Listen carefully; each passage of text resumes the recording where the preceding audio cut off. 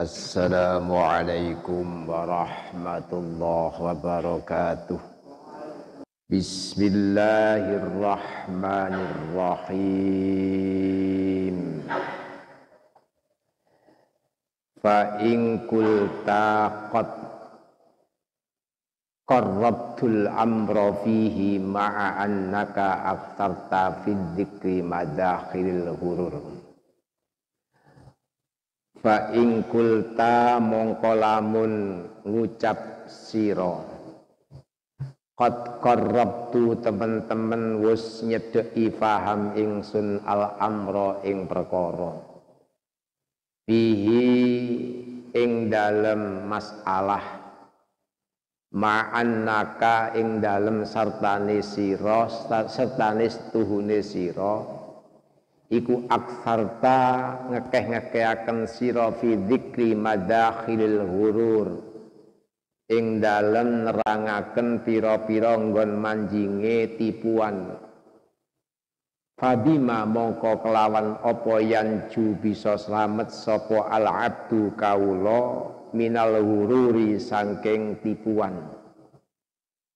Fa'lam mongko weruh sira annahu yanju setuhune wong iku bisa slamet minhu saking hurur bisalasati umurin kelawan telu pira-pira perkara. Nerusaken kala wingi menawi wonten pitakon pertanyaan napa ingkang panjenengan terangaken Imam Ghazali tentang nggon mlebune tipuan niku amrun la yumkinul al-ikhtiraz minhu, niku sesuatu yang tidak mungkin untuk bisa dijauhi karena mboten mungkin atau mboten kuat tiyang niki menghindar dari lembute tipuan-tipuan niku wau. Ajeng Imam Ghazali menjawab sangat mungkin tiyang niku menghindari hal-hal yang sangat sulit dalam masalah tipuane amal niki apabila tiyang niku mempunyai tekad yang kuat, keinginan yang kuat wonten ing dalam tujuan hidupnya. Karena tiyang niki nek kapan uripe sing digoleki donya niki merasakan tidak mungkin. Karena hubbud dunya ra'su kulli khati'ah. Seneng dunya niku adalah sumber dari segala bencana, sumber dari segala kesalahan. Tapi nek kapan sing ditempuh tujuan hidupnya adalah akhirat, maka satu yang harus diperhatikan yaitu menegakkan hatinya, membulatkan tekadnya. Lajeng mriki nek kapan dipun tanggetaken malih, ya wis sekarang saya paham meskipun panjenengan ngatah-ngatahaken menjelaskan tentang nggon mlebune tipuan ing dalem amale menungso. Tapi carane yok napa tiyang niku saged slamet saking hurur, saking tipuan di dalam beramal niku carane tos pundi? Caranya adalah ada 3 hal. Sing pertama bil akli, dengan akal. Yang kedua wal ilmi, dengan ilmu. Wal ma'rifah, dan ma'rifah, pengetahuan. Fahadi salah satu umurin labudda min, 3 hal niki adalah tidak bisa dipisahkan, harus semuanya. Mboten saged hanya pondok akal tok tanpa ilmu, utawa ilmu tok tanpa akal mboten saged. 3-tiganya harus berjalan bersama-sama. Ammal aqlu fa'ni bihil fitrah al-ghaiziyah wan nur al-asli alladhi bihi yudrikul insan haqa'iqal asya. Akal sing pertama. Akal niki ingkang dipun maksud adalah fitrah ghariziyah, watak asli manusia, akal budi manusia yang sudah tertanam di dalam diri manusia, yang menjadi ciri khas dari manusia itu sendiri, yang membedakan antara dia dengan makhluk yang lain adalah akal. Niku bondo sing pertama. Dan akal niku adalah cahaya pokok yang dengan akal manusia bisa menemukan hakikat dari segala sesuatu. Jadi akal, ya. Kita bisa menemukan manusia dengan akalnya mempunyai tabiat yang berbeda-beda. Nah, pertama akal niku. Lajeng li'anna asasa sa'adat kullaha al-aqlu wal qiyasah. Karena dasar dari kebahagiaan semuanya adalah dari akal itu. Jadi wong seneng, wong susah, niku nggih akal. Mboten enten akal, mboten mungkin tiyang niku bisa merasakan senang. Sampeyan tingali tiyang gendeng niku. Wong gendeng niku mboten iso bahagia niku mboten iso. Susah nggih mboten iso. Karena niku alat. Alat untuk bisa merasakan bahagia, alat untuk bisa merasakan sedih dan sebagainya, niku akal. Iku sing pertama. Nah, kita sedaya enggak ada akal. Wa ammal ma'rifah fa ayya'rifa nafsahu wa rabbahu. Nek wis akal niki sampun wonten, jalan yang kedua adalah pengetahuan, pengenalan. Seseorang harus mengenali siapa dirinya dan siapa Tuhannya. Niku sering kita niki mboten mikir sapa sih sakjane awa-awaan niku. Lan sapa sih sakjane pangeran kita. Dan kita setiap hari ibadah itu untuk apa? Niku mboten ngilingi. Nah niki sampun dipun terangaken wonten bab-bab rumiyin siapa sebenarnya manusia itu. Kula jenengan niki adalah makhluk yang sangat lemah, ingkang sedaya membutuhkan Allah. Jadi kita lahir kehendak manusia napa kehendake pangeran? Kehendake Allah. Kita urip, kita didatangkan rizki, kita saged film, kita saged guyu, kita saged bahagia, semuanya adalah Allah yang mengendalikan. Kita keluarkan nafas, menghembuskan nafas, bahkan jantung kita terpompa dengan baik, semuanya tanpa kita perintahkan dan tanpa kita rencanakan, semuanya dikendalikan Allah. Kita kawin, ketemu jodoh kita ingin punya anak, semuanya Allah yang mengatur, Allah yang mengurus. Tidak mungkin kita bisa melepaskan Allah. Maka kemudian hati kita mencari, berarti kalau Allah yang menghendaki semuanya, kemudahan, kesulitan, maka berarti Allah tidak cuma-cuma, pasti menghendaki sesuatu. Sebagai manusia yang dibekali dengan akal, maka dia sangat bodoh apabila dia mengabaikan kehendak Allah. Dia cari kenapa Allah menciptakan kita. Ternyata kita temukan napa nika wa ma khalaqtul jinna wal insa illa liya'budun. Oh, ternyata kita diciptakan hanya untuk beribadah.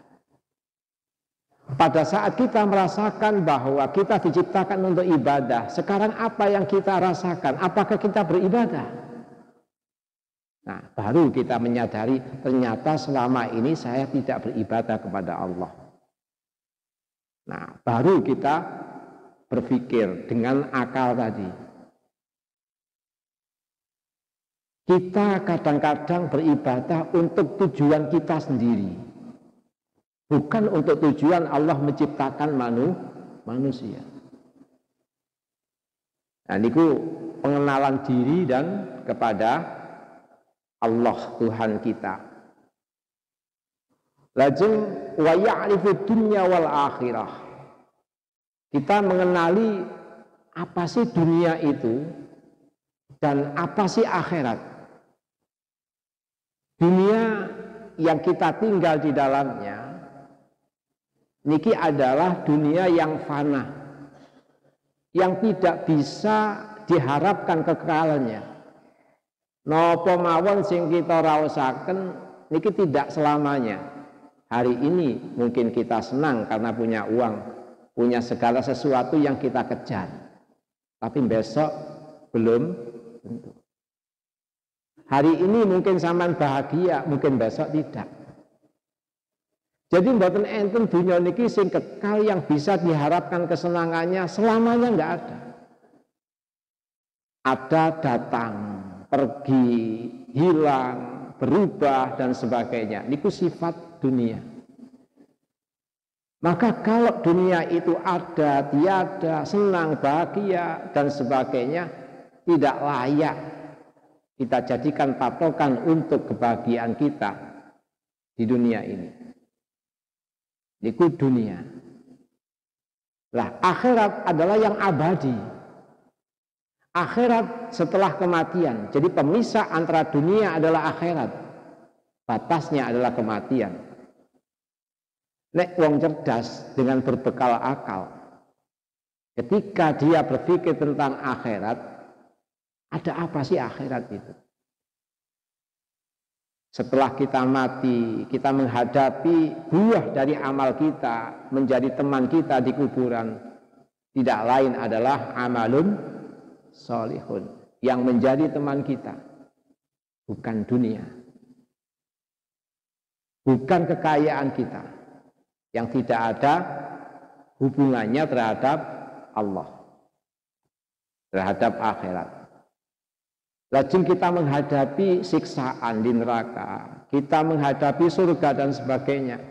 Jika akal kita kemudian berpikir dengan baik dan sehat, maka otomatis tiang niku memilih kehidupan akhirat. Satu contoh, mungkin kita tidak banyak tahu akhirat itu seperti apa. Mulane kita ngaos kadang-kadang mboten sampai mikir sampai ndugi mriku. Nah, kita kenali misalnya satu contoh. Di dalam neraka itu ada, di dalam akhirat itu ada neraka. Kita pernah baca banyak ayat yang menjelaskan tentang dahsyatnya hari kiamat. Neraka jahanam selalu dipersiapkan nanti pada harinya, pada hari kiamat, bagi orang-orang yang membangkang, bagi orang-orang yang tidak taat kepada Allah. Dia akan tinggal di neraka dalam waktu yang berabad-abad lamanya. Nah, ketika ditanyakan, disampaikan seperti itu, biyen zaman Kanjeng Nabi, tanggut, nah, Nabi tanggut datang malaikat Jibril ngeten. Malaikat Jibril, satu hakob itu berapa? Satu abad itu berapa? Berabad-abad. Labithina fiha ahqaba. Orang ahli neraka itu akan diam tinggal di neraka selama beberapa abad. Malaikat Jibril menjawab, Kanjeng Nabi, tahun dunya niku nek kapan dihitung 1 tahun 12 bulan. 1 bulan sama dengan 30 hari. 30 hari, 1 hari sama dengan 24 jam.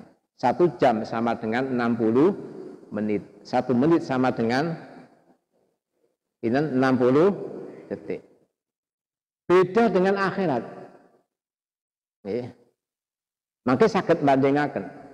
1 ahqab kata malaikat Jibril, satu hakob niku sama dengan 4.000 tahun. Lajeng malaikat Jibril Kanjeng Nabi tanglet. Lajeng 1 tahun itu berapa hakop? 1 tahun niku sama dengan 4.000 bulan. Jadi 1 tahun sama dengan 4.000 bulan. 1 bulan sama dengan 4.000 apa misalnya bulan hari. 4.000 hari. 1 hari sama dengan 70.000 jam. 1 jam sama dengan 1 tahun dunia. 1 jam akhirat sama dengan 1 tahun dunia. 70.000 jam hanya 1 hari. Coba jenengan bayangaken menawi kula jenengan menelantarkan ini semua dan mengabaikan kebaikan yang menunjang kita untuk bisa selamat daripada siksaan di neraka. Niki lak ya wong mboten saged mikir. Wal akhiratu khairu wa abqa. Akhirat itu lebih baik dan lebih kekal. Namun yang harus diingat adalah, nah niki kita raosaken untuk berpikir. Idza aradallahu ta'ala bi'abdi khairan. Apabila Allah mengendaki seseorang itu baik, ista'malahu, maka Allah akan membuat dia bisa beramal. Jadi kalau Allah mengendaki kita semuanya baik, maka Allah akan membuat kita bisa melakukan amal baik. Lajeng dipun tanglepaken kali sahabat, kaifa yasta'miluhu ya Rasulullah? Terus pun dicarane Allah ngingken utawi membuat kita bisa beramal baik wahai Rasulullah. Rasulullah menjawab, qala yuwaffiquhu bi'amalin salihin qoblal maut. Allah akan memberikan kemudahan kita untuk melakukan amal baik sebelum kita mati. Makanya di usia-usia tertentu di mana kula jenengan sedaya diparingi kepanjangan umur melampaui 40 tahun, ada yang mengatakan melampaui 60 tahun. Kok dilalah kula jenengan sedaya diparingi Allah gampang lakoni keapian, berarti itu tanda bahwa kula jenengan dikehendaki baik oleh Allah. Mulai dunia dijauhkan, nyambut gawe wis rada rugi-rugi titik, wis gak patek kuat awak loro-loron. Dan ternyata dari semuanya ada hikmah. Kita jadi kober ngaji, kita jadi kober jamaah, kita jadi kober di rumah membaca Al-Quran dan sebagainya. Dan itu mungkin sampai dirasakan bahwa itu adalah kerugian besar. Akan berbeda menawi di usia semakin tua jenengan diparingi semakin kaya. Pasar tambah rame, dodolan tambah pesanan tambah akeh. Awak disibukkan oleh berbagai macam kesibukan padahal usianya sudah tua. Awak disehatno tapi tidak tambah amal. Itu dibuat Allah celaka karena dia tidak diangkat untuk diberikan pekerjaan ibadah dumateng Allah. Masa umur swidak 70 gak keber maca Quran? Nggih. Masa umur swidak 70 gak keber jamaah ngarepe omah, lalu keblajut. Getu wae ngitung duit. Nggih, tanggane kelaparan, keleson, gak iso sekolah dijiarno. Niku alamat cilaka. Nah, niku kita rasakan seperti itu. Aku cilaka enggak? Ternyata enggak merasakan itu, berarti akalnya tidak berfungsi. Makanya orang yang taat adalah orang yang cerdas, sedangkan orang yang tidak taat adalah orang yang bodoh. Disitulah akal tidak berfungsi dengan baik. Yang tadi dikatakan akal adalah harta yang utama yang menjadi bekal untuk bisa mendapatkan hidayah. Terus fa idza arafa dzalika fara min qalbihi bi ma'rifatillah hubbul lillah. Kalau sudah demikian, yang niki mengenali ya, siapa dirinya, siapa Allah, apa sih dunia, dan bagaimana akhirat, sedikit banyak kula jenengan sampun semerap. Maka dengan mengetahui Allah akan tumbuh rasa cinta kepada Allah. Ya. Tumbuh cinta kepada Allah dengan makrifat kepada akhirat, mengetahui dan mengenali kehidupan akhirat, maka akan tumbuh syiddatur raghbah fiha, rasa senang terhadap dunia, terhadap akhirat. Lajeng apa mungkin wong iku iso ninggalno dunya? Ngoten. Kan boten mungkin tiang niki menghilangkan rasa cinta dari dunia. Memang tidak mungkin semua manusia menghilangkan seneng dunia niki, boten mungkin. Tapi jangan semuanya. Nggih. Jangan semuanya. Ada dalam kehidupan ini orang yang memang cinta terhadap dunia, yang hanya ngurusi dunia tok niki wonten. Tapi jangan termasuk mereka. Jangan kita gitu loh. Karena agama ini, kalau saya Kanjeng Nabi, innama yu'ayyadu hadad din birrajulil fasik. Agama ini juga disokong kekuatannya oleh orang-orang yang fasik. Artinya apa? Tiang niku nek kapan dikongkon ninggal dunya kabeh, yo gak ono lah. Masjid ini nggak akan ada. Akhirnya uang gak nyambut gawe kabeh ngoten. Mboten saged. Jadi mereka ada yang memang diciptakan Allah beragam untuk kekuatan sebuah agama.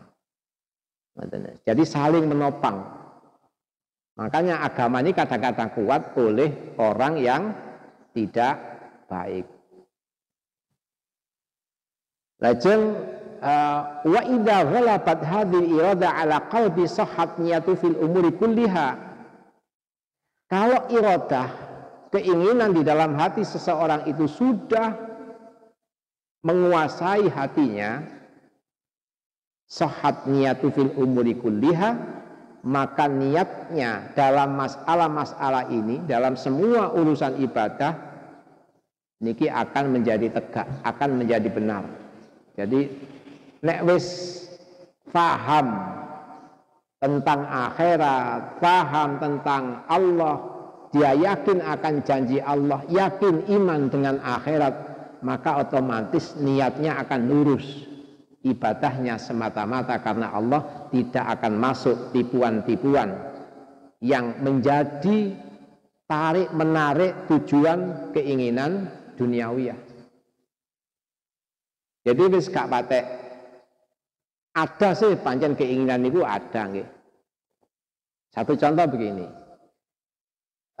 Sahabat Abu Dzar niku nate nglamar dateng Kanjeng Nabi. Kanjeng Nabi, mbok jenengan dadosaken kula niki termasuk pegawai panjenengan sing saged bantu pemerintahan. Jawab Kanjeng Nabi napa? Ojo, kamu adalah lemah di bidang ini. Biarkan orang lain yang memegangnya. Karena apabila segala sesuatu diserahkan kepada orang yang bukan ahlinya, maka akan rusak. Seorang Abu Dzar yang sangat cerdas, yang punya kekuatan yang luar biasa, keimanan, tetapi tidak serta-merta kemudian beliau dipercaya oleh Nabi untuk bisa memegang jabatan. Artinya dieman kalau Kanjeng Nabi gitu loh. Ojo gak pantes, ojo sampean lemah. Ada keinginan, tetapi keinginan itu kemudian ditolak oleh Nabi. Nah, niku napa hubud dunya. Terus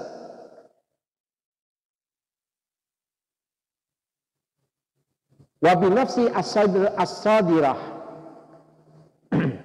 an kamali aqli fayahtaju ilal makna salis. Nek kapan sampun tiang niki memahami lajeng bisa selamat dari tipuan, nggih, wis yakin bahwa hanya akhirat yang dicari, hanya Allah yang dicari. Tapi caranya ya nopo, dan ini baru butuh ilmu. Yang ketiga, butuh ilmu. Akhirnya nopo? Akhirnya piyambake iya rek sembah yang iku syaratnya ya apa? Rukune ya napa? Zakat niku sing apik ya napa? Syaratnya ya apa? Fardune ya napa? Niku dipelajari semuanya.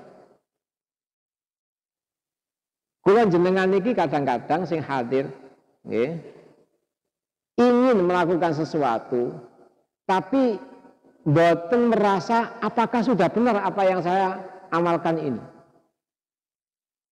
Sah dan batalnya apakah kita sudah bisa pahami? Niku kita kadang-kadang tidak merasa niku, sehingga sholat, puasa, zakat, belum pernah mungkin kita tanyakan atau kita tasihkan apa yang saya kerjakan ini sudah sah apa belum, sudah benar apa belum. Sehingga sampai mengharuskan untuk bisa tanya amalan yang saat ini sampai sedang lakukan. Contoh misalnya bab zakat. Wis bener tak gak ya aku zakat itu ngitungku ya apa ya. Niki pun isin-isin. Karena memang tujuan akhiratnya niku kurang kuat sehingga pokoknya yang penting zakat lah. Timbangan ini digelok uang aku suki kak zakat. Sholat, puasa, haji dan sebagainya supaya bisa diterima karena syaratnya diterima adalah sah. Dan syaratnya sah adalah menetapi syarat dan rukunnya. Nah, ini yang pertama. Sehingga kapan dikon milih, ya apa ngaji apa, fikih tak ngaji tasawuf, fikih mawon. Mboten ngaji sing akeh critane tok sementara salate mboten terbaiki. Lajeng wa minal adat. Wa minal adat asraral ma'ayis wa ma huwa muttalun ilaihi fayakhudhu bi adabi syar'i. Nek wis ibadah dumateng ngarsanipun Allah saged diperbaiki dengan ilmu tadi, baru kepingin roh carane hidup di tengah masyarakat itu seperti apa. Adat istiadat dan kebiasaan hidup di tengah masyarakat itu bergaul dengan banyak orang itu seperti apa. Dan apa yang harus dijauhi sehingga dia berpaling. Dan apa kewajiban kita terhadap sesama manusia. Kali tiang sepados pundi, kali tonggo dos pundi, berinteraksi dengan orang yang seagama seperti apa, berinteraksi dengan orang yang berbeda agama seperti apa, niku dipelajari. Mereka kepingin akhirat, karena dia tidak ingin terganjal kebaikannya oleh hubungan manusia. Wa minal muhlikati ya'lamu jami'al aqabat al-mani'ah, dan mempelajari segala hal yang bisa merusak pahalanya amal, termasuk mempelajari bagaimana ibadah-ibadah yang bersifat batin. Ridho niku ya napa, ikhlas niku ya napa, dendam, riba dan sebagainya niku dipelajari. Nah niki pan sampun bape nggih Karena keinginannya sehingga dia kepingin tahu sing rusak amal itu ya. Kayak jenengan nek kapan gawa montor wapi keplate rusak. Biasanya sing ndadek rusak montor iki napa nggih? Takon nang ngene tukang kan. Niku sami kali ngoten. Nah, fa idza ahata bi jami'i dzalika amkana wal hadar. Nek kapan seorang manusia niki memahami itu semua dengan keyakinan yang kuat, tidak lama kok. Terus maka sangat mungkin dia menghindari dari segala macam yang saya sebutkan, yakni tertipunya amal. Wis angel tertipu karena dia prinsipnya adalah mencari keselamatan akhirat. Jadi golek keselamatan akhirat nggak mungkin hanya melakukan amal tanpa mengetahui seluk-beluknya, mboten mungkin. Wis mesti tertipu. Mboten atik mboten. Mila ada hal yang harus diperhatikan, yakni ada ilmu tadi. Wa aslu dzalika kulluhu yaghlibu hubballah 'ala qalbi wa yaskutu hubbud dunya minhu hatta taqwa bil iradah wa tasil bin niat. Terakhir, pangkal dari segala sesuatu semuanya adalah apabila cinta kepada Allah niku menguasai diri manusia. Wa yaskutu hubbud dunya, dan gugur kecintaan terhadap dunia. Nek wis gak ono kepentingan duniawiyah baru mengalami kemudahan. Karena mata mati dunya habbu ilail akhirah, selama manusia niku dunia lebih dicintai daripada akhirat, hawa nafsu lebih diutamakan daripada ridha Allah, maka dia tidak mungkin bisa selamat dari tipuan. Contoh wis gak gampang, gak angel-angel. Wong niku nek kapan kepingin tujuannya tercapai, pasti akan melirik ibadah. Ngoten. Jadi kepingin pangkat, poso ini digawe golek pangkat. Kepingin rezekine lancar, salate dilancarno, cek rezekine lancar. Waqiah dikehno dan sebagainya. Silaturahim untuk menarik duniawi, cek oleh sangu dan sebagainya. Karena ada tujuan duniawi ya. Nek wis tujuan duniawi yang mboten enten, baru mulus wonten ing dalem akhirat. Nggih, niku mawon, mugi-mugi manfaat. Berarti napa wau, langkah pertama syariate harus dimatengi dhisik. Jadi mari kene kok takon, sembahyang ya apa wis sah ta durung? Ngoten nggih. Pun niku mawon, mugi-mugi manfaat. Al-Fatihah. Mari ngoten bab tobat nggih. Assalamualaikum warahmatullahi wabarakatuh.